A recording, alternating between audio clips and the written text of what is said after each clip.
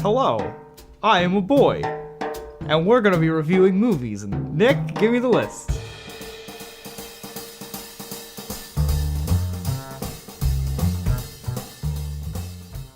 Nocturnal Animals. That was a good movie. Kind of a bit rapey though.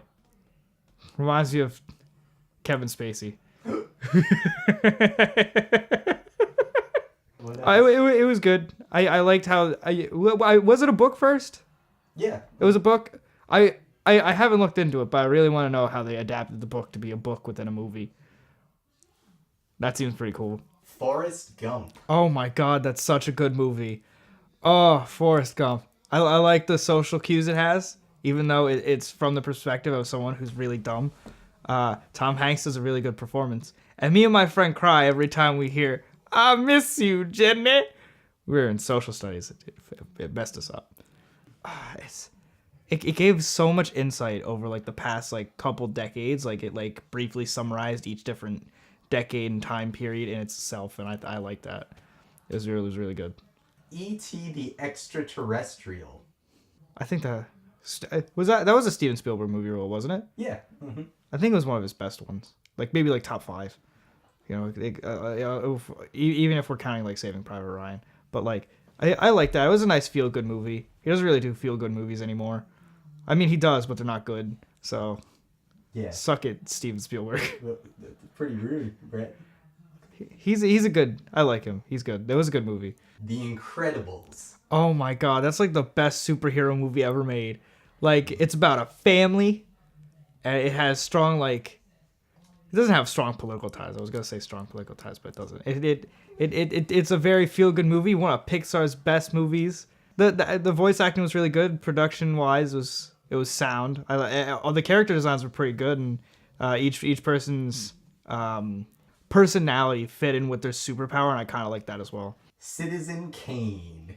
I'm so disconnected to that movie. And I don't know if it's because I'm shit at making movies or if I'm just like disconnected to most movies. But I find it to be it was a really needed piece of cinema. It broke chains of what it did and what it could do back then in the time period. I do like the story. I like how it's a story, or it kind of feels like a biopic about a fake person who, but like through the eyes of like a news reporter. I kind of like the stance they brought on that. Not to mention it's one of probably the best films ever made. Miss Hokusai. Oh, that was such a beautiful movie. Oh my god, it was such a good anime movie. It had a really good production value. I like how it wasn't about the head paint, like it was about the head painter's daughter, right? And how she was so good. Yeah. But like no one really knew that back then. And she like finalized and finished a lot of his paintings, and they also use a lot. It's more broken down into sections. I kind of like that. It kind of tells different stories between like each different time, and it kind of like romanticizes those paintings with different stories with their different legends behind them as well. And I love that. Fight Club. Oh my god, Fight Club. I have a giant list of pros and cons for that movie. What? Like pros is that it was pros for every movie is very well done, but like my con is like when you know the ending and you've seen it all the way through, it kind of like the twist doesn't hit you as hard, like not with what it does with like any movie, but you can go back and that's one of the pros of it. Like once you know the twist, you can go back and see everything that kind of was leading up to it. Like you can see all the like hidden stuff in it, and you can like see all like the hidden like foreshadowing that you didn't see before. And it kind of like there are some inconsistencies when you know the ending, but it's still a good movie. Yeah. 10 out of 10 would fight again. We can't talk about. I should have said we couldn't talk about it. We're not allowed to talk about Fight Club, so we're gonna choose a different movie. God's Not Dead. Oh my god, fuck that movie. Oh my god, I'm gonna use my one F word on that. Oh my god, it was such poorly made. Yeah. And it like I'm a Christian myself, so like this gives me the right to make these. Like I'm not like some atheist who's gonna be like, oh, like they did a lot of stuff wrong with it. They portrayed it up to be like this giant debate movie at first, and it wasn't a debate movie, and it kind of makes me mad. Like it's some kind of like weird drama cross between, and it's like just stick to one genre. Also, it's about like there's so many inconsistencies, and the arguments that each side portrays are horrible. Like, they're just downright awful things. And it's like, it was a movie made just to show off propaganda of Christian. Like, if you want a good Christian film, you go see like Silence, or you could go see like a different film that's better. But like, it's one of these films that are now like capitalizing on Christianity. I don't like it. Black Swan. Oh my god, Natalie Portman did such a good job. Yeah. Oh my god, it was great performance by Natalie Portman. Great performance by everyone in the cast. It was such a small. It wasn't a small movie, I want to say, but it was such a simple story, and it has a lot of symbolism in like each different thing, and it's a slow descent into madness of one person because of just stress. And it's like it's a very, I know people who are dancers, and it's a very like understandable idea of how much stress can put on you for different leads and different things, and it shows like the descent into the kind of pain and suffering you could deal while being a dancer, and I kind of like it. Your Name. Oh my god. So Your Name was good, but I kind of wish that instead of just being like this small movie, I want it to be like an anime, like a 12 episode anime, and give me more about it. Like flesh out each character. Like the characters weren't fleshed out, and like didn't give us our hopes and dreams, and like they flashed into the future, and I was like, oh, the one guy is a businessman, but we never see him become a businessman. I'm mad about it. Right? He wanted to be a landscaper, right? Yeah, and the girl, I don't know what the hell she wanted to be, but like she also turns out to be a businesswoman, and it's like, are you all abandoning your dreams here? I did like it. It did definitely go into a lot of Japanese culture, and I like that, but I feel like it was a bit too washed down, and it was way too overhyped. Like, I guess I had too high of expectations because it was overhyped, and I'm mad that I fell into it, because I usually don't. Did I enjoy it? Yes. Do I wish it was like a 12, maybe 24 episode anime? Yeah. The Social Network. Oh my god. Jesse Eisenberg. Dude, there's a Game Grumps reference I could put in here, but Spider-Man helps Jesse Eisenberg make Facebook. That's it. Andrew Garfield did well. Jesse Eisenberg did well. Mark Zuckerberg looks like a dick, though. Sorry, Zuckerberg. David Fincher, great director. Oh my god, they did such beautiful work on it. They also did, like, I found out that they didn't use Harvard. Like, they had to, like, for the couple shots they did have of Harvard, they had to break the law. Like, they had to get up on a tall building, and they had to shoot the campus as is, and then they had so many different like distractions to like fool like the campus security so they could get their shots, and then like each of the other one was like a campus like just down the road that was like, we're not a huge campus, but we're fine. Death Note. The Netflix one or the anime? The anime. Oh, the anime was good. I was so confused. I was like, you gotta clarify. The anime was pretty good. I liked it. Very suspenseful. I didn't watch it for a little bit just because, like, I don't know. I don't like trying new things. That's just me. Oh, okay. But once I did watch it, it was really hard to not watch it, if that makes sense. It was a really good 32 episode anime. Even though there's 37 episodes, but like 5 of those episodes are shit. Don't watch them. Yeah. Like once the story though. The story was fantastic. The premise itself is a very unique premise in its own right, and I really like it. And they've copied it so many times since it originally came out. It's kind of bullshit. Yeah. But it's like what happens when a simple person gets the power of death. And it's not even like this like edgy teen kid, although they made it about an edgy teen kid. Well, sort of. It's this kid who's doing really well, and I mean, he gets like this lust for power, and boom. Yeah. This is what this movie's about. It's good. This is what this anime is about. It's good. I like it. Haikyu. Oh, I love that movie. Oh my god. What's the show? I love that show. It's so good. I haven't watched season 2 or season 3, and I'm mad about it because I'm just lazy enough to knock it around. But season 1 was so good. The shots were fantastic. It was beautifully voice acted. All around good 10 out of 10. Would watch again. Would watch again. Probably need 10 out of 10. Need to watch seasons 2 and season 3. Heat. Oh, that was such a good movie. Robert De Niro. I always lose his name. Well, Al Pacino. Al Pacino, it's Joe Pesci, Al Pacino, Robert De Niro. I always forget. What was the movie though? What did you think of the movie? It was a good movie. I like it, it was very it had different sides where it would juxtapose between a cop and a heist person, and I really liked that. And it like shows like the ye old. It was also based off a true story, so Oh, it's I like didn't know that. Wow. I'm pretty sure it was based off a true story. I'll have to relook at it. If I'm wrong, sue me. Nah, but But like it had like this real feel to it. It is what you could possibly take from it. Like you understood the characters; they were really fleshed out in depth. You understood that each of them knew what their goal was, and then they each interacted as humans and not like people in a movie. Like you looked at them and you were like, this is an interaction a person could have with another person. And so good writing. Right? yes, it had very good writing.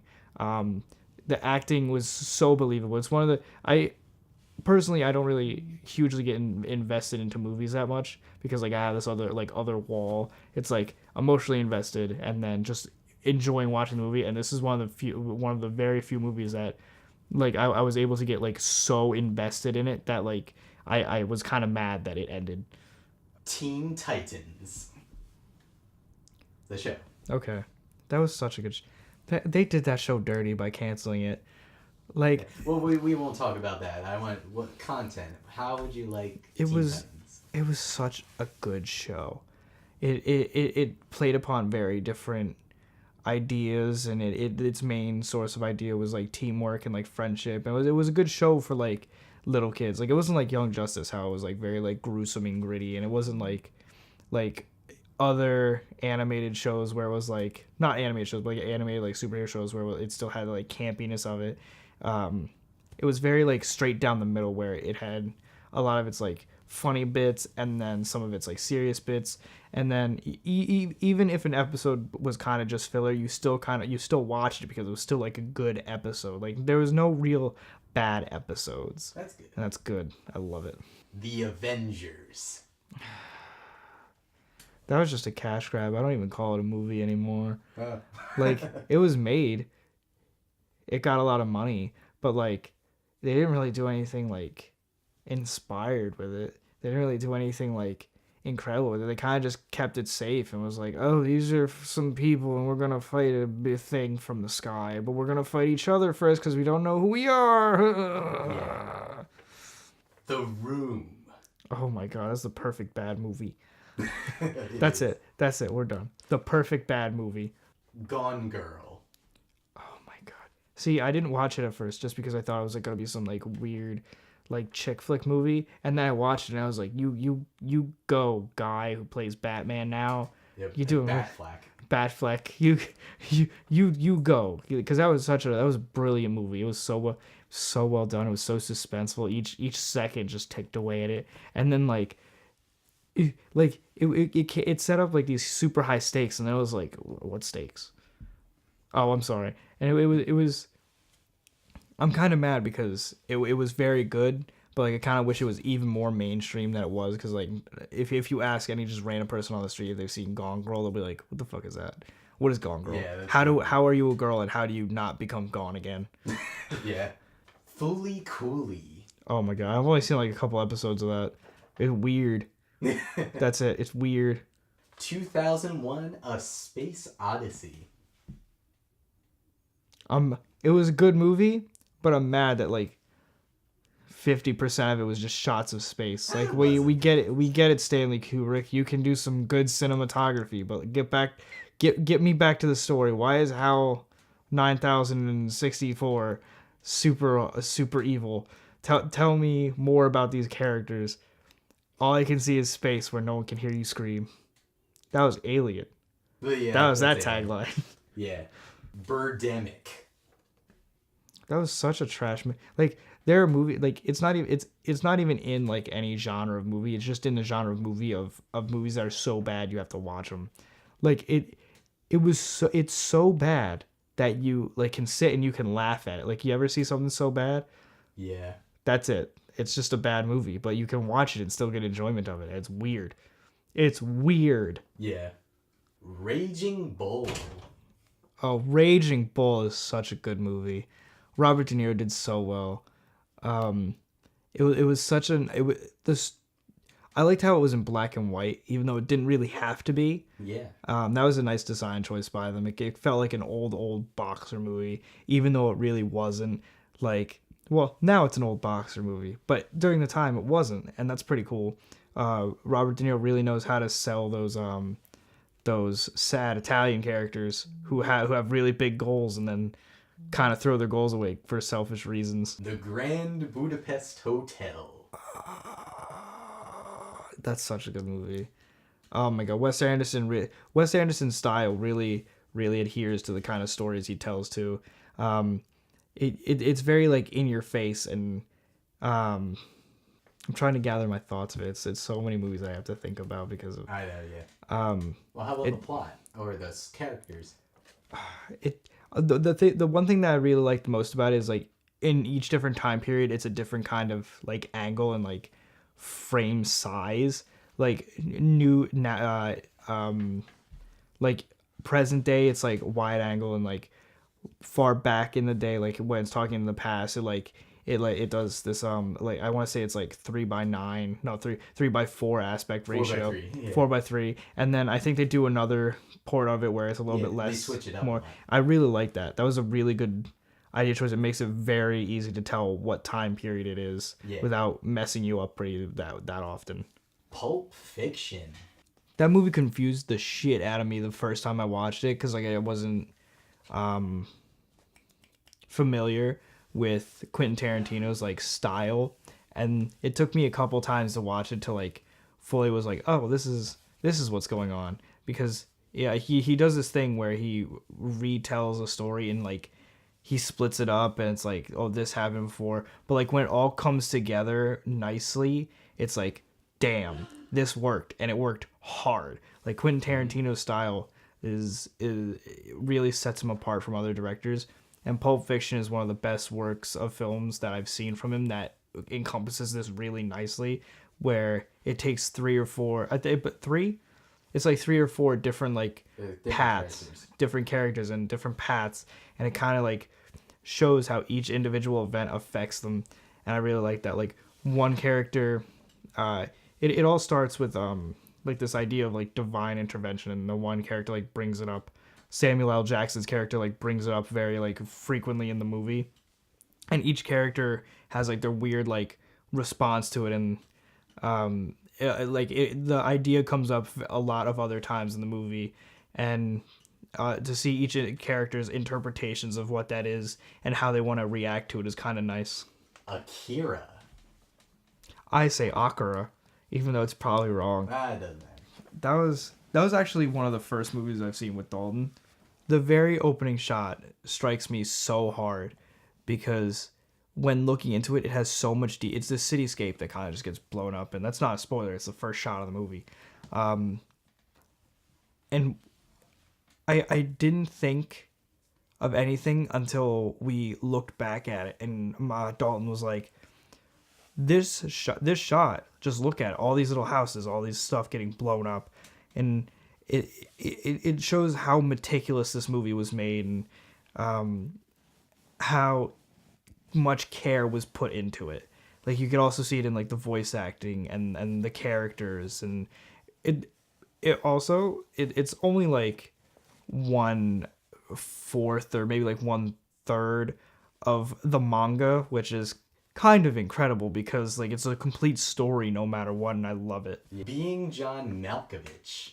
That got me into weird movies, because like it's such a weird movie and a weird concept, but like all of it's weird. Like it's like 9 3/4 floor or 9.5 floor, and then you see a portal, and now you can be John Malkovich, and John Malkovich was so cool with it. He plays himself in the movie. It's kind of awesome.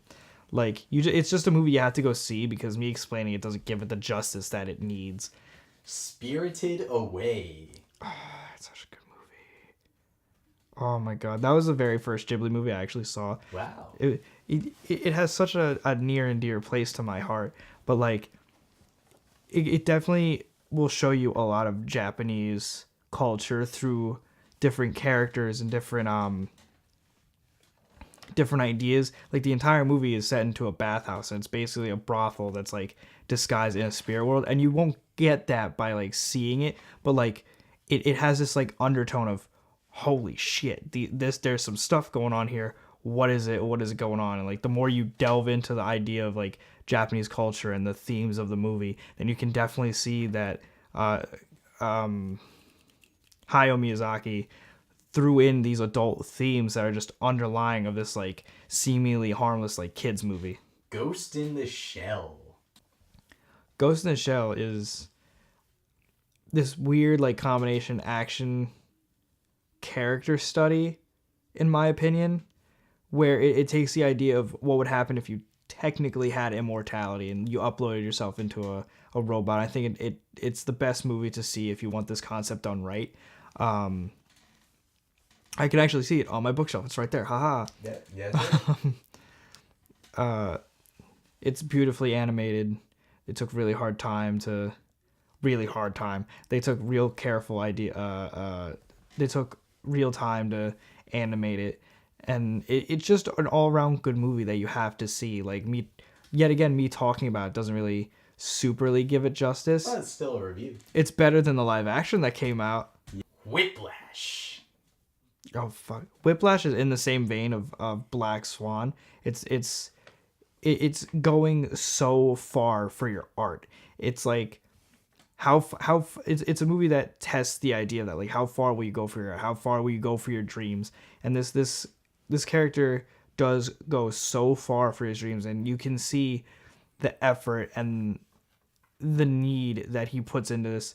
And J.K. Simmons did such a great job playing this. It's like he totally understands the idea of going so far for your work. Now, how about the Oscar-winning editing? Oh yeah, that was it. They did that like that editing like that, and the fact that it was acknowledged definitely makes a very hopeful impact for editors, because it wasn't a high budget movie. But it still won best editing. Like editing is such an underground art that's only really appreciated when you stand back and go, holy shit, this editing's fantastic. Like no one necessarily the best kind of editing is the editing you can't see. So like it's definitely an invisible art, but like this kind of movie definitely brings hope to all the wannabe editors out there who like kind of need it. Star Wars: A New Hope. That would be episode 4. Now that movie, without looking at the other Star Wars movies, is, I'm not gonna lie, I kind of think the Star Wars movies are a bit overhyped because of its fan base. That's fair. All around, I would give it like a 6.5, like a 7, because it only really follows like the basic story structure of a hero's journey. And if you've taken like an English class, maybe college level, maybe college prep level, they go over that. Like I went over that in a summer school class for English, and we talked about the hero's journey. It's just a carbon copy of that, and it's like it doesn't really do anything huge. It's just a super space opera, and that's the kind of... Well, that's what he wanted to make, George Lucas. And he put his own spin on it by putting it in space. And also, it's a samurai movie. So yeah, that too. Like Star Wars is a space opera samurai movie, and that's what it has going for it. But it's definitely overhyped because it doesn't necessarily do anything. I'm not gonna lie. If we're talking about VFX, way ahead of its time. Yeah, like we're talking about, this was like 1976, 77. 40 years. Yeah, like that was 40 years before its time of VFX, and they still hold up really well. But like everything else was like mediocre at best. Not mediocre at best, but like it's definitely overhyped. Taxi Driver. That one's really edgy, really edgy. Robert De Niro. Like when first watching it, I had known the references from Taxi Driver, but the first time I really watched it, like I had kind of seen that it was kind of the movie that not a huge amount of people would like at first, but when you watch it and then like maybe you take a rewatching of it, you can see the small political ideas of it, and the self-sacrificing of the main character and his like down, like his just not being in good right state of mindness. Okay, so before the camera turned off impolitely, you fuck. No, Martin Scorsese did a really nice job. I think that was one of his first movies that he's ever done, and he really knocked it out of the park. It also didn't really have that huge of a budget, and it was I believe it was one of Robert De Niro's first starting out roles. A very cheap one, yes. Yeah, and for taking all that into account, it definitely knocks it out of the park. Lord of the Rings, the trilogy. It was good.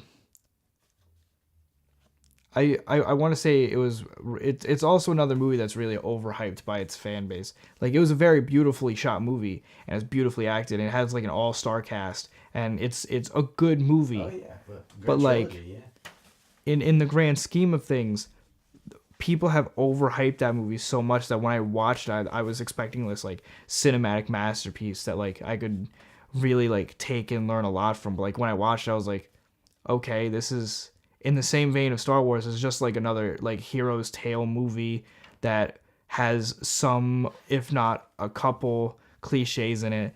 And even though it's very beautifully shot and beautifully acted, I can't really learn anything story structure wise, because it's like, here are the bad guys, here are the good guys, here's the call to action, here's the hero. It's a literal hero's journey, the entire three movies. Schindler's List. Oh, I cried at that movie. It was a movie that needed to be made. When talking about movies, we generally have this idea of why was it made? What makes it needed to be made? And that movie needed to be made. The idea of I don't really think a lot of people talk about the Holocaust and the sufferings of the Holocaust the way it should be. Like, a lot of people put either a lot of emphasis on this, like how super bad it was, or how a lot of people like mystify it into like this giant thing that never can happen again, and this entire thing that like they try to hide certain aspects of it. And this movie like really humanized what happened. Like, you can see like the actual you can see like the actual human suffering in this movie, and you can feel what these people feel. It demystifies it. It allows you to understand the actions that happened in that movie and feel how terrible they actually were, than saying what happened in the Holocaust was really terrible. But like, it shows you, it lets you feel that. It lets you feel it lets you empathize. It lets you feel the prejudice the Jews had in the Holocaust, and I love it for that. Logan. I'm gonna go hands down. That's probably like the best, like behind like The Incredibles, like maybe on par with The Incredibles. That's the best superhero film, because it's also like this really good character study of just the superhero Wolverine in general, and it shows you his deterioratingness of his superpowers, and toll they're taking on his body, and he's finally like understanding all the actions, and they're all coming together to him, and he's facing the idea of aging, and he's facing the idea of getting replaced, and he meets like this little girl who may or may not be his daughter technically, and it's like he's facing all these different challenges that no other like superhero movie today has facing. Like, a lot of superhero movies today are like huge blockbusters, but when you look at like Logan, you can see like they really were like, we're sending Wolverine off with a bang, and we're not coming back to it, because but you can definitely see that within the context of maybe just Marvel, or maybe just in the movie in general, that it definitely tackles bigger. It tackles mental illness. It tackles superhero mental illness. Let's get that cleared. It tackles self-doubt, and it tackles all these like things that normal superhero movies don't do, and it's braver. It takes more risk, and just to find that in like what is now known as like the age of like superhero movies galore is kind of fantastic. Boogie Nights. Okay, so when I first watched Boogie Nights, I was expecting a comedy just by the way my one friend had explained it to me. But after watching it and seeing, it's basically a movie about all the trouble male porn stars go through in the industry, and just porn stars in general. And I think in our kind of society, that the idea of porn anyway is like looked down upon by like, it's very taboo for some odd reason. But this kind of humanizes the people who are in porn and like makes it more about their feelings and like their understandings of it instead of just like, oh, we're in porn, we look good, here's big dick, haha. Mark And Wahlberg dick. yeah, big Mark Wahlberg dick, but like I can't remember who the director was, and I'm sorry for that. Paul Thomas Anderson. Paul Thomas Anderson. He does a really good. He also did Neon Demons, didn't he? No. Damn it. No, he did a really good job humanizing the porn industry in a society that doesn't necessarily, even back then too, where it was even more taboo, where that kind of media is looked upon as very, very negative and horrible, but he made it so that you can see it through a different light, and I think that's very cool too. Punch Drunk Love. Oh my god. So that was probably Adam Sandler's best movie, but I don't really think a lot of people have seen it, and that kind of makes me sad because it's such a good movie, and Adam Sandler is such a good actor in that movie, and like it's about love, and it's about anger problems, and it's about like it's a movie that if you like Adam Sandler, you're probably not gonna like this movie because it's nothing like Adam Sandler. It's nothing like the other Adam Sandler movies. It's very serious, but like at some parts it's very comedic, and it's beautifully shot and beautifully color corrected, and it's like it's one of the best movies I think I've ever seen, and like I rate it very highly, and it's an Adam Sandler movie. And like not like people either don't like Adam Sandler movies or like they like them too much. Yeah, although he didn't direct that one though. It's that true. He also didn't direct it, but he acts so very well in it. And it's like if he could make more movies like this, like he'd be such a better actor. Her. Oh my god. So I didn't like Her the first time I watched it, like an idiot, because like I guess I was just struggling with the fact of how could a person fall in love with like their an AI on their phone, but like it really takes the idea of like a romance genre and like turns it on its head with the idea of like a future love between a person as AI. And it's not even really about the love between a person as AI. It's about this person trying to find love after it's either his wife or his like girlfriend leaves him, and like it was like a super incredible like bond that they had, and then she just up and leaves one day, and it's not about him liking the AI. It's more of a love story of how he's trying to get over maybe like the love of his life, and then now he also has to like, and it comes out in the AI because he feels a connection with it. And I feel like there's also like a lot of like social commentary on it, like how we're all like addicted to our phones. Also, it's so beautiful. Beautifully like, shot. I think the phrase was that it's a graphics designer's wet dream because every shot is just color theoried. It's beautiful. It's like Me, Earl, and the Dying Girl. That's actually maybe like number 1 or 2 on my favorite movies list, because it definitely like, instead of like romanticizing the idea of like I always compare it to The Fault in Our Stars that came out like I think in like 2000. It came out at the same time of it actually. Not like too long after. 1 or 2, either or came out before or after. And this is the better version of that because it doesn't immediately put two people who are like, it doesn't take the idea of like cancer and like time running out and like throw it into like some kind of weird like love story with it. This is about a person who befriends someone who is dying of cancer, and like their friendship is slowly gonna be ending because of it, and like it's such an emotional like thrill ride because of it. It's also very like self-aware, where it's like what we know that what this is, and like we're not gonna be dumb about it. Like it doesn't go and say, hey, because this person has cancer, we're gonna fall in love with them, we're gonna romanticize this. It's we're gonna see this friendship and it's gonna destroy you because you're gonna see it ripped in half because this one person is just ultimately not gonna survive in the end. And I love this movie. And the final choice is silence. Oh. I knew it because I see it. Like I see it right there. It's on my book.